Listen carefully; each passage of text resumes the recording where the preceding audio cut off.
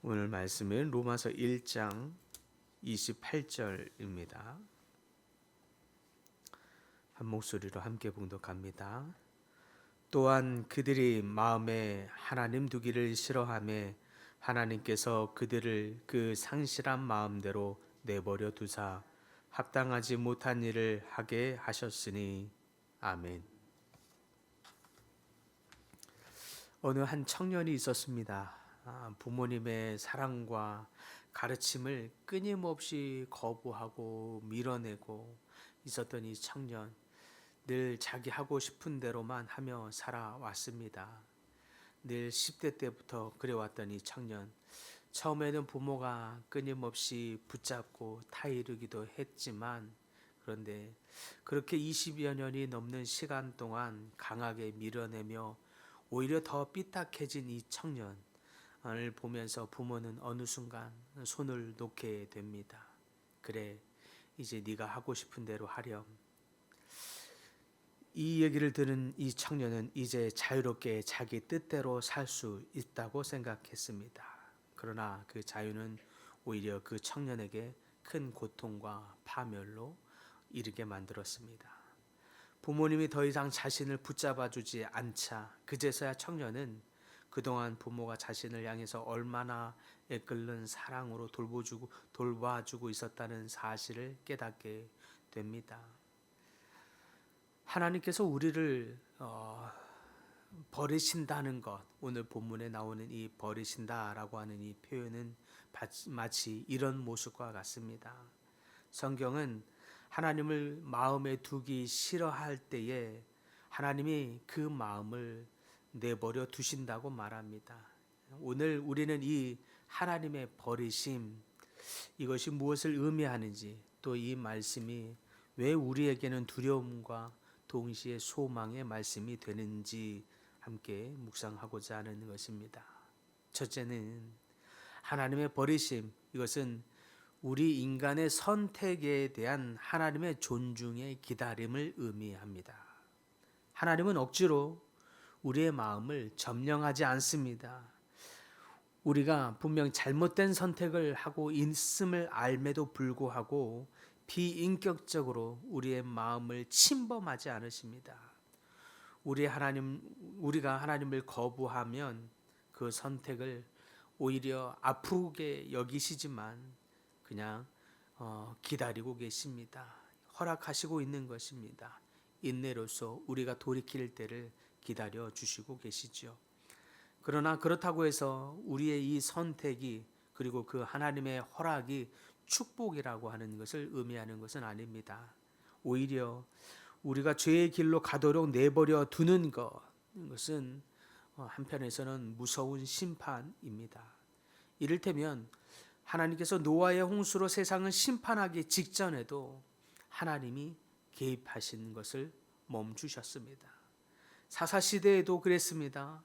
반복되는 죄악으로 인해서 끊임없이 죄악을 일삼자 하나님은 그 끝에 하나님의 개입을 멈추셨습니다. 오히려 그로 인해서 사사시대에 더 큰 혼란이 그들에게 오게 됩니다.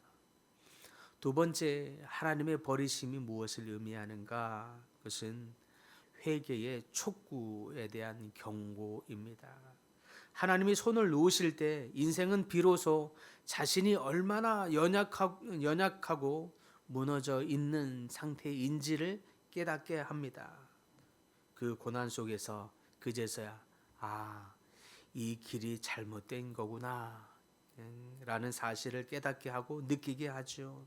그것이 때로는 하나님의 사랑 방식입니다.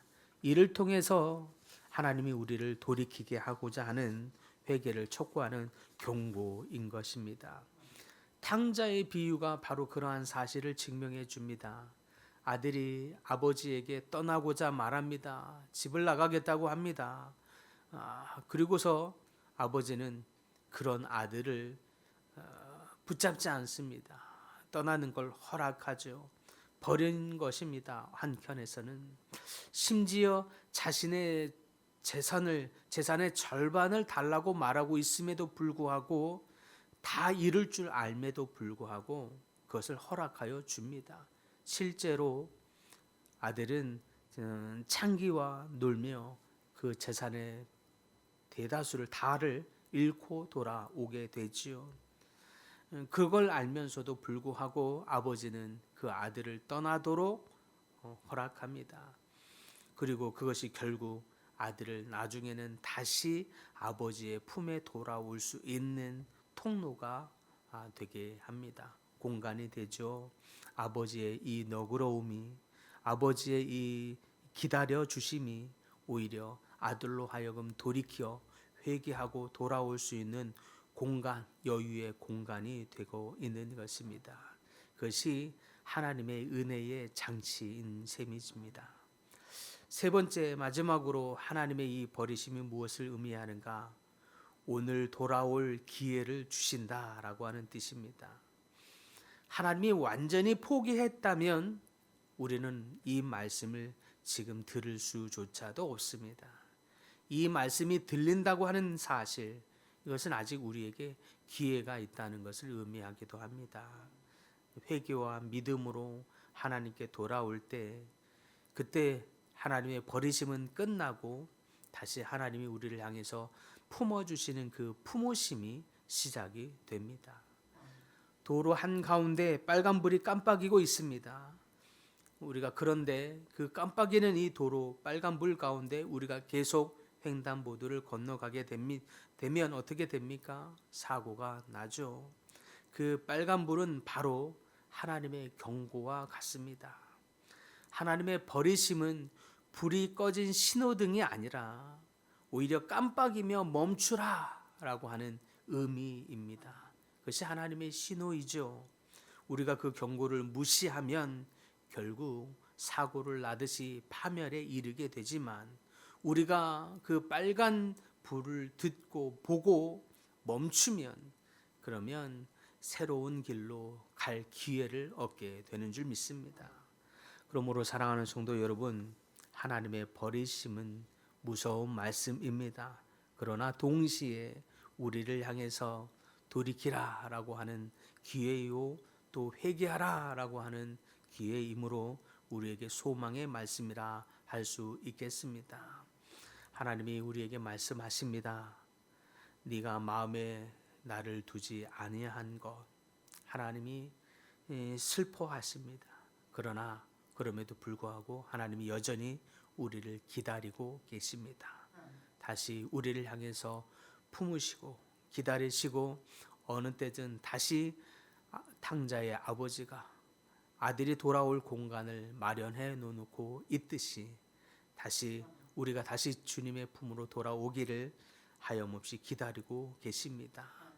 하나님이 우리를 향해서 버리신다라고 하는 그것은 완전히 포기했다라는 의미가 아니라 우리가 돌이켜 깨달으며 다시 주님의 품으로, 은혜의 공간으로 그것을 기억한, 우리를 존중해주고 우리를 기다려주시는 그 하나님의 따뜻한 품이 우리가 나가서야, 광야 가운데 나가서야, 그 세상의 척박 가운데 나가서야 주님의 따뜻함이 얼마나 컸는지 깨닫게 하심으로 다시 주님 앞에 돌아오게 하시는 하나님의 은혜의 공간이다 라고 하는 뜻입니다. 그 하나님의 품을 깨닫고 주님 앞에 나아가십시다. 주님의 품으로 더 깊이 들어가는 우리 모두가 되기를 소망합니다. 그래서 이 시간 기도할 때는